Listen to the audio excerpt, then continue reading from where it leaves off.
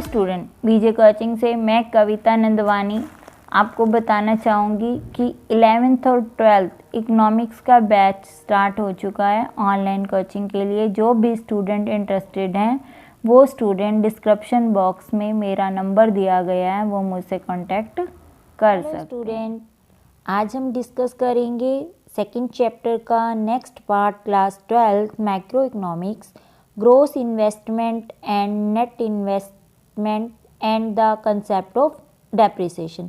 देखो, gross investment क्या होती है? Gross investment means total production के अंदर जितनी भी कैपिटल गुड्स को आप ऐड कर देते हैं वो सारी की सारी हमारी क्या हो जाती है? Gross investment. ठीक है।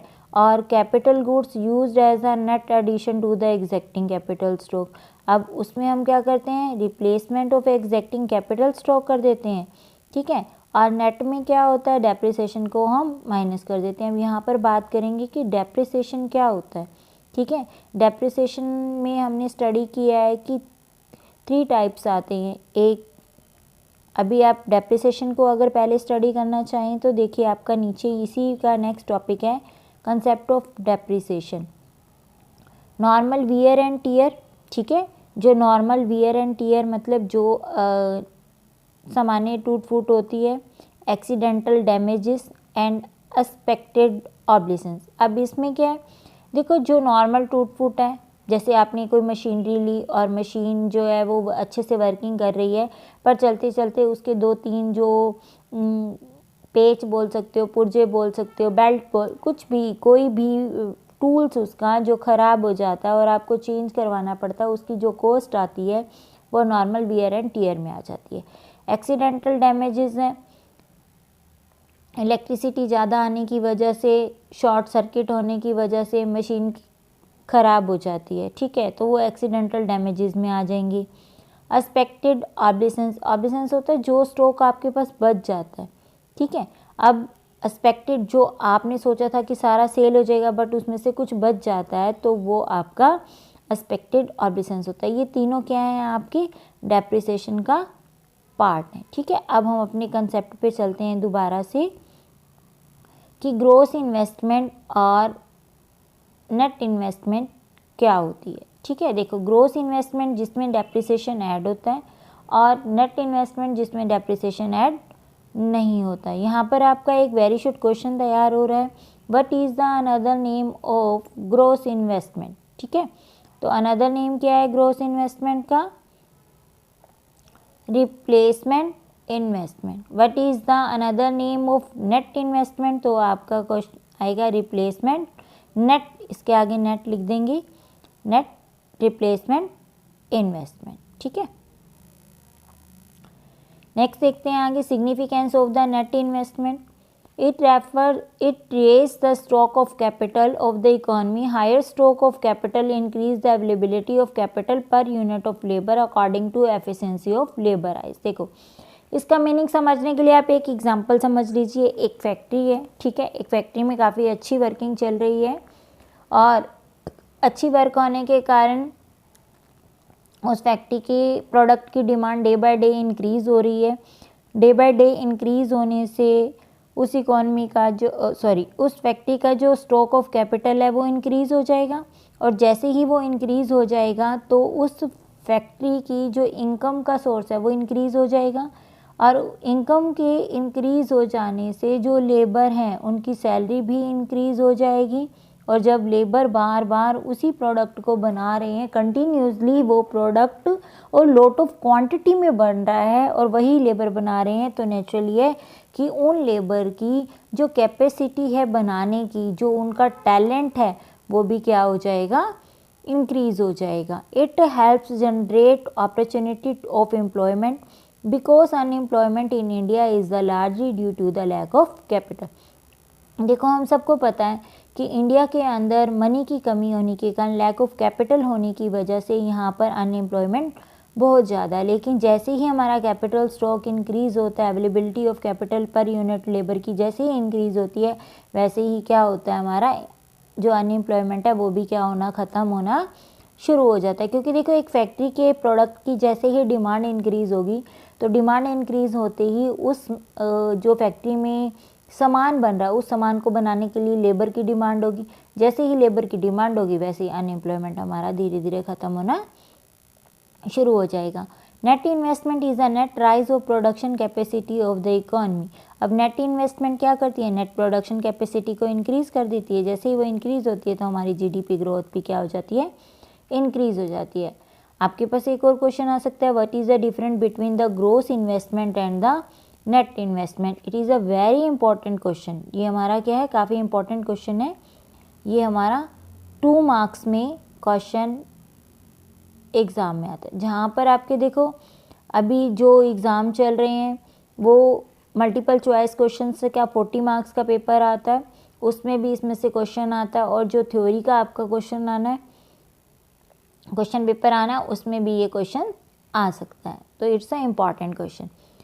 देखो, gross investment it includes the expenditure by the producer on the purchase of a new assets as well as expenditure on the replacement of existing assets during an accounting year. देखो, accounting year में आपने previous video में काफ़ी बार बता चुकी हूँ कि एक ऐसा ईयर जिसमें कोई भी मिस हैपनिंग नहीं होती है, जिसमें कोई भी न्यू ब्रांचेस किसी भी प्रोडक्शन लेवल को लेकर नहीं स्टार्ट होती हैं, कोई भी पॉलिटिकल प्रेशर किसी भी चीज़ पर किसी भी फैक्ट्रीज में नहीं होता है, कोई भी मतलब नेचुरल क्लाइमेटी में कह सकते हो आप, कोई भी हार्मफुल चीज़ें नहीं होती हैं, तो उसको हम एज ए अकाउंटिंग ईयर मान लेते हैं। ठीक है, और ऐसा ईयर जो स्मूथ चलता है, उस ईयर के अंदर जितनी भी हमारे एक्सपेंडिचर जो प्रोड्यूसर करता है परचेज ऑफ न्यू एसेट्स, वो हमारे सारे किस में आ जाते हैं, ग्रॉस इन्वेस्टमेंट में।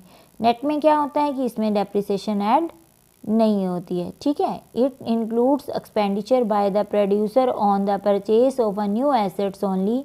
More specifically it does not include expenditure by the producer on the replacement of existing assets. अब देखो, इसके अंदर क्या होता है कि सिर्फ और सिर्फ नई चीज़ों पर ही मनी को इन्वेस्ट किया जाता है, पुरानी चीज़ों पर नहीं किया जाता। It include replacement investment.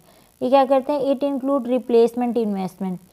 Investment को रिप्लेस किया जाता है कैसे, depreciation on the fixed asset, depreciation इसमें ऐड होता है। It does not include replacement investment. अभी हमने पढ़ा है कि what is the another name of depreciation, तो नेम क्या था, रिप्लेसमेंट इन्वेस्टमेंट। यानी इसके अंदर रिप्लेसमेंट इन्वेस्टमेंट डेप्रिसिएशन ऐड होता है ग्रोस इन्वेस्टमेंट में, और नेट इन्वेस्टमेंट में ऐड नहीं होता।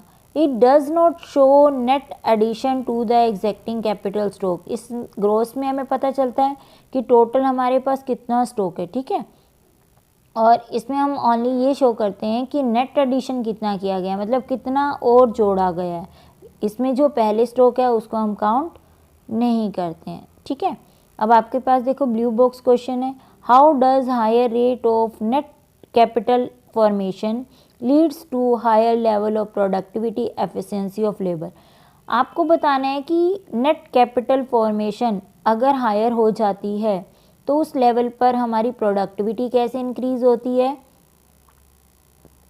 ठीक है, और हमारे लेबर की एफिशिएंसी कैसे इंक्रीज होगी या नहीं होगी। तो इसके आंसर में देखेंगे, higher rate of net capital formation apply greater availability of capital. ठीक है, अभी हमने ऊपर भी पढ़ा है कि जैसे ही हमारा कैपिटल स्टॉक इंक्रीज होता है तो हमारी जो अवेलेबिलिटी है कैपिटल की वो इंक्रीज हो जाती है। आपने मशीन लगाई, नेचुरली है मशीन पे कम टाइम में ज़्यादा काम होगा। ठीक है, लेबर की यूनिट भी कम ज़रूरत होगी, जिससे क्या होगा, उस लेबर की एफिशिएंसी इंक्रीज हो जाएगी। Aided by the machine efficiency of labour definitely increase. देखो, वो कोई भी चीज़ मशीन से बनाएगा तो नेचुरली उसको बनाने का तरीका भी आ जाएगा, तो उसकी एफिशिएंसी इंक्रीज हो जाएगी और कम टाइम में वो ज़्यादा प्रोडक्ट को भी बना सकेगा। This precisely in the reason why labour is developed countries is more efficient that in the less developed country like India. अब देखो, जो डेवलप कंट्रीज़ हैं जैसे लाइक यूएसए होगी, ठीक है, उसमें क्या है, लेबर की एफिशिएंसी पहले से ही डेवलप है।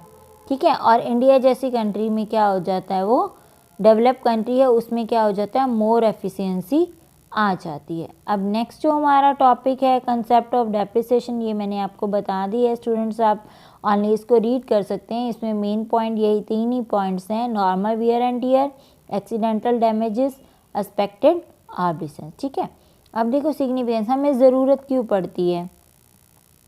यहाँ पे हम देख सकते हैं डेप्रिसिएशन रिजर्व फंड क्या है, refers to that fund which the producer keep for replacement investment.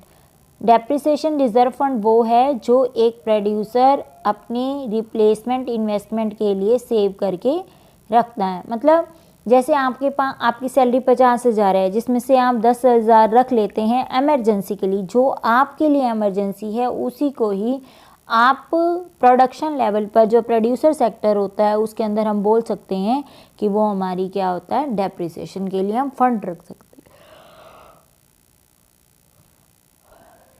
Sorry students, depreciation reserve fund. ठीक है, अब बात करेंगे significance of depreciation reserve fund क्या है। अब थोड़ा डीपली स्टडी कर लेंगे। Depreciation reserve fund is a fund to replace the worn out fixed assets. It fulfill the need of replacement investment. Lack of depreciation reserve fund implies the lack of replacement investment. मतलब जहाँ पर हमें हमारी ज़रूरत के लिए पैसे चाहिए हैं, मान लो किसी मशीन में वियर एंड टियर हो गया है या कोई भी आउटडेटेड चीज़ हो गई है, उसको चेंज करना है, तो हमें जो मनी चाहिए वो मनी हमें कहाँ से मिलेगी, डेप्रिसिएशन रिजर्व फंड से। The lead a fall in the level of output, the level of income and employment will also fall. The economy will slip into a state of economic slowdown. It might be caught into a low level of equilibrium trap, a situation when the low income case low demand, the low demand case low output and once again low income. देखो यहाँ पर एक circular flow की तरह हमें बताया गया है कि अगर मार्केट के अंदर हमारी किसी भी रीज़न यहाँ पे इन्होंने मेन एक सिचुएशन दी है कि इनकम, लो इनकम, अगर आपकी इनकम कम है, नेचुरली आपकी सैलरी कम है, तो आपकी डिमांड भी कम होगी, और जैसे ही आपकी डिमांड कम होगी तो मार्केट में आउटपुट, प्रोडक्शन भी कम होना शुरू हो जाएगा, और जैसे ही प्रोडक्शन कम होगा तो नेचुरली है कि हमारी जो इनकम है वो भी कम हो जाएगी। तो ये एक सर्कुलर फ्लो जो है वो चलता रहता है, और इस सर्कुलर फ्लो को रोकने के लिए, इससे बचने के लिए हम यूज़ कर सकते हैं अपने डेप्रिसिएशन रिजर्व फंड को। नेक्स्ट हमारा पॉइंट है एक्सपेक्टेड एंड अनएक्सपेक्टेड ऑब्लिगेशंस। अब देखो इसमें क्या है, इसमें बताया हुआ एक्सपेक्टेड मतलब फोरसीन, और अनएक्सपेक्टेड में हम अनफोरसीन भी बोल सकते हैं। अब इसका मतलब क्या है, देखो आपको क्लियर हो जाएगा। Loss of value of fixed asset when these become obsoleted outdated owing to change in a technology. देखो किसी भी चीज़ की टेक्नोलॉजी चेंज होने की वजह से अगर हमारे बनाए गए प्रोडक्ट वेस्ट हो रहे हैं, ठीक है, तो वो इसी में आएंगे। जैसे a plant produce black and white TVs becomes obsolete when technology is discover to produce a colour TV. देखो पहले टाइम पे ब्लैक एंड वाइट टीवी चलते थे, जब टेक्नोलॉजी इंप्रूव हुई, डिस्कवर हुई कलर टीवी की, तो नेचुरली क्या हुआ, जो ब्लैक एंड वाइट टीवी थे वो क्या हो गए, आउटडेटेड हो गए, तो वो हमारे, ठीक है, वो हमारे किस में आ गए, लॉस वैल्यू के अंदर आ गए। Loss of value of the fixed asset in when these become obviously outdated owing to change in a demand. जब डिमांड चेंज होने की वजह से ऐसा होता है तो भी क्या होता है, लॉस ऑफ वैल्यू हमारी फिक्स्ड एसेट की हो जाती है। ठीक है, a plant produce rubber shoes become obsolete when demand shift from rubber shoes to a leather shoes. रबड़ शूज़ की जगह लोगों ने लेदर शूज़ खरीदने शुरू कर दिए, तो जो रबड़ के शूज़ हैं वो भी क्या होंगे, हमारे ऑब्लिगेशन में आ जाएंगे, मतलब कि हमारी वेस्टेज में आ जाएंगे। ठीक है, अब ये दो तरह की होती है, एक्सपेक्टेड और अनएक्सपेक्टेड। एक्सपेक्टेड क्या एस्टिमेशन हम as a producer on the basis of their knowledge and experience and market condition से लगा लेते हैं। देखो एक फैक्ट्री वाला है, अपनी फैक्ट्री में सामान बनाता है, तो वो सामान इस तरह से देख के बनाता है कि उसको पहले से आइडिया हो जाता है कि मान लो मैंने 500 यूनिट बनाई हैं, तो उसमें से मेरी कितनी बच जाएंगी, 50 बच जाएंगी, 100 बच जाएंगी। ठीक है, जो उसको पता होता है वो आइडिया लगा लेता है अपने एक्सपीरियंस से, उसको बोल देते हैं एक्सपेक्टेड ऑब्लिगेशंस। ठीक है, और इसको एक्सपेक्टेड स्टॉक भी बोल सकते हैं। ऑब्लिगेशंस का मतलब होता है कि वो बचा हुआ माल होता है, ठीक है, जो पड़ा हुआ है आपके पास स्टॉक में। अनएक्सपेक्टेड जो किसी भी रीज़न से, जैसे नेचुरल क्लाइमेटी आ गई, फ्लड आ गया, अर्थक्वेक आ गया, ठीक है, या मार्केट में और भी तरह की इकोनॉमिकली रिसेशंस आ गए, ठीक है, लॉस ऑफ वैल्यू आ गई, जिससे हमारे फिक्स कैपिटल की जो है लॉस हो जाता है और अनएक्सपेक्टेड हो जाता है, तो उसको हम बोल देते हैं capital loss. Only expected obsolescence is considered for the estimation of the depreciation। जो हमारी expected obsolescence होती है उसको हम ऐड करते हैं अपने depreciation में, जो अनएक्सपेक्टेड होती है उसको हम अपने depreciation में ऐड नहीं करते। अब देखो यहाँ पर आपको एग्जाम्पल भी दिए हुए हैं और डिफरेंसेस भी दिया हुआ है कि expected obsolescences and the unexpected, ठीक है, ऑब्लिसेंस में डिफरेंस बताना है। अब देखो, it refers to a fall in the value of the fixed asset due to change in the technology और चेंज इन अ डिमांड, ठीक है। अब इसमें क्या है, हमारे स्टॉक में कैसे चेंज आ जाता है, टेक्नोलॉजी के चेंज आने से। It refers to fall in a value of fixed asset due to a natural climates और इकोनॉमिक रिसेशन, ठीक है। इकोनॉमिक रिसेशन आप ऑलरेडी पहले पढ़ चुके हैं, जिसमें हमें पता होता है कि मार्केट के अंदर बूम, रिसेशन, डिप्रेशन, रिकवरी की ये सिचुएशंस आती हैं, ठीक है। It is a part of depreciation, ये पार्ट है डेप्रिसिएशन का, ये डेप्रिसिएशन का पार्ट नहीं है, इट्स द कैपिटल लॉस, ये हमारी मनी का ही लॉस है। Expected stock is managed through the depreciation reserve fund, जो एक्सपेक्टेड होता है वो डेप्रिसिएशन रिजर्व फंड से मैनेज कर लिया जाता है, बट जो अनएक्सपेक्टेड होता है उसको हम मैनेज नहीं कर सकते, बल्कि उसके लिए हमें क्या करना पड़ता है, insurance of fixed capital, fixed asset जो है वो लेना पड़ता है। कंजम्पशन और fixed capital and fixed capital loss, इसका हमें डिफरेंस दिया हुआ है, देखो। इसके बाद आपका जो अगला कंसेप्ट है वो है स्टॉक एंड फ्लो। पहले इस कंसेप्ट को पूरा कर लेते हैं। इट रेफर्स स्टूडेंट, अगर आपको मेरी वीडियो अच्छी लगी हो और आपको कंसेप्ट क्लियर हो रहे हो तो मेरी वीडियो को लाइक, शेयर, सब्सक्राइब ज़रूर करें। और अगर किसी भी तरह से स्टडी में कोई प्रॉब्लम आ रही है या कोई भी डाउट है इस कंसेप्ट के अंदर, तो आप मुझे कमेंट करके बता सकते हैं। Consumption of fixed capital and capital loss में हमें डिफरेंस बताना है। It refers to a loss of the value to fixed assets while these are being continuously used in the process of production, ठीक है। अब जो हमारी फिक्स्ड एसेट्स हैं, while continuously use in the process of production, मतलब हम continuously उसको use कर रहे हैं, ठीक है। जैसे एक मशीन आ जाएगी तो मशीन को हम बोल सकते हैं consumption of fixed capital. Capital loss क्या है, it refers to a loss of value of fixed asset while these are not in use. हमने मशीन ली और मशीन का यूज़ नहीं हुआ, वो मशीन पड़ी ही रही, तो वो मशीन क्या हो जाएगी, हमारी फिक्स्ड एसेट्स हैं, ठीक है। उसका यूज़ नहीं हुआ तो हमारा कैपिटल लॉस है, ठीक है। इसके बाद देखो, normal wear and tear, accidental damages and expected obsolescence, ये हमारे किस में आ जाते हैं, डेप्रिसिएशन में आते हैं, जिसको कि हम कंजम्पशन ऑफ फिक्स कैपिटल बोलते हैं, ठीक है। अब आपको ये जो टॉपिक दिया हुआ है ये काफ़ी इंपॉर्टेंट है। नेक्स्ट चैप्टर जब आप करेंगे तो उसके अंदर आपको जो नेशनल इनकम के सम करने हैं उसमें आपको पता होना चाहिए कि कंजम्पशन ऑफ फिक्स्ड कैपिटल क्या होता है, इसके अंदर क्या क्या ऐड करते हैं, ठीक है। तो वो आप ये थ्योरी अच्छे से लर्न करेंगे तो वो कंसेप्ट बहुत जल्दी क्लियर होगा। It is a loss due to a natural climate is as like a earthquake, floods, fire, fall in the market values of the assets during the period of economic recession. It is managed through the depreciation reserve fund। ये depreciation reserve fund से manage हो जाता है, but ये manage नहीं हो पाता। अब देखो डिफरेंस दिया हो, ये आप ऊपर कर चुके हैं तो एज इट इज़ यही लिख सकते हैं। What is the current replacement cost? It refers to the estimate value of the depreciation for all the producing unit is the economy during to the period of accounting year. Means ये refers करती है उस depreciation की value को जो कि economy के अंदर प्रोड्यूसिंग यूनिट्स हैं, जो प्रोडक्शन किया जा रहा है और किस में किया जा रहा है, एज अ अकाउंटिंग ईयर में किया जा रहा है। जो नेक्स्ट हमारा टॉपिक है, ये हमारे चैप्टर का लास्ट टॉपिक है, स्टॉक एंड फ्लो, ठीक है।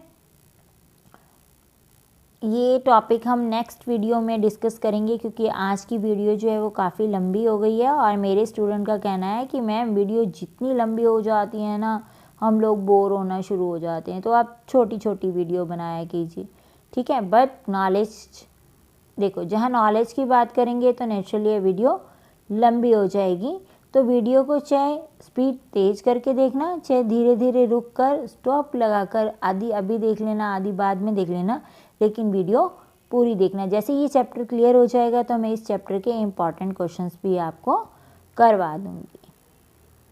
ठीक है students, have a nice day, take care.